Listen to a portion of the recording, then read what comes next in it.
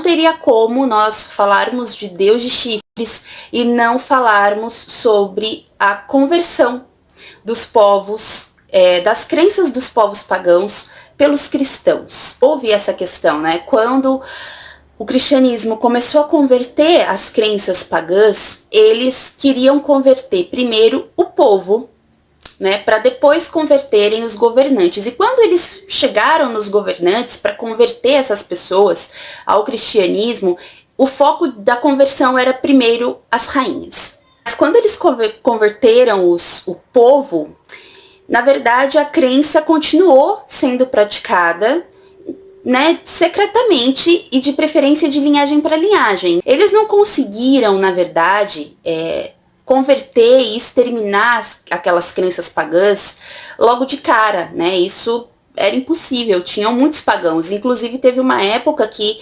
precisou haver um acordo ali entre as duas crenças, né? Para que aquelas duas crenças conseguissem coexistir, porque os cristãos, eles não davam conta de converter tantos pagãos. Houveram acordos onde algumas imagens, algumas crenças, algumas divindades, elas seriam mantidas, mas de outra forma, com outra roupagem, com outros nomes. E no fim das contas, quando a igreja terminou o processo de conversão, o que eles tinham? Eles tinham um país pagão com governantes cristãos, né? Porque as pessoas, o povo, eles não abandonaram de fato e repentinamente, permanentemente, as antigas crenças, a antiga religião, os antigos costumes, os antigos deuses. O que, na verdade, culminou também na Inquisição, né? Então é importante a gente saber, pessoal, que houve esse processo de conversão das crenças pagãs. Então muitos deuses e muitas festas, muitos costumes pagãos, eles foram introduzidos no cristianismo de uma nova forma, de um novo jeito, né? Inclusive até mesmo a visão de Deus, né, do Deus que eles concebem, se a gente for pesquisar bem a fundo, tem resquícios de divindades pagãs e não cristãs em si, por essência, na origem. A gente começar a ilustrar essa ideia de antiga divindade pagã, a gente precisa voltar um pouquinho no tempo.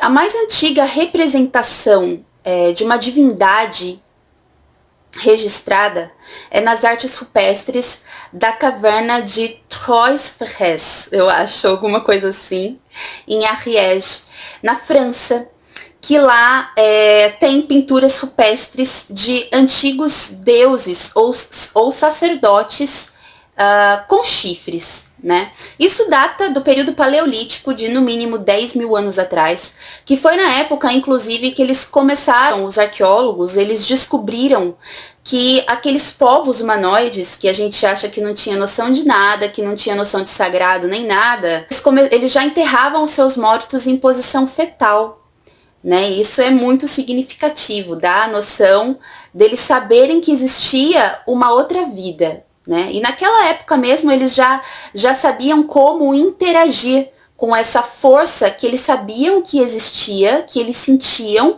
que eles não tinham essa denominação que a gente tem hoje, mas que eles sentiam, que eles sabiam que aquilo existia.